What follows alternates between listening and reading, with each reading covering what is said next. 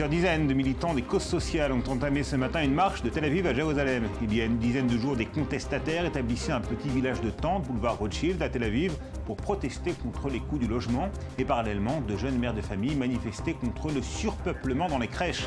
Et tout récemment, une grève générale a été évitée de justesse. Les syndicats entendaient empêcher une vague de licenciements dans des entreprises localisées dans le sud du pays.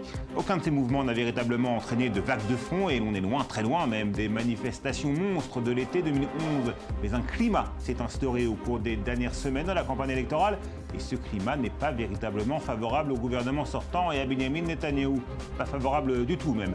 Lorsque le débat public est dominé par les questions économiques et sociales, par le coût de la vie et notamment celui du logement, eh bien la tentative du Premier ministre d'apparaître comme le dernier rempart contre les menaces djihadistes ou iraniennes, si elle peut convaincre de nombreux Israéliens, semble presque déphasée par rapport aux préoccupations quotidiennes des électeurs.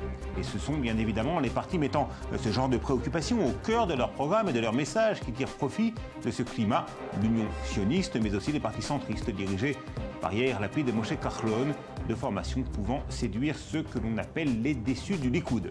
Il reste encore 5 jours avant l'ouverture des bureaux de vote. Benjamin Netanyahou et le Likoud ont encore de sérieux atouts leur permettant de retourner la situation en leur faveur. Et s'ils perdent les élections, ce sera en grande partie en raison de leur incapacité à faire espérer aux Israéliens une amélioration sensible de leur situation économique et sociale.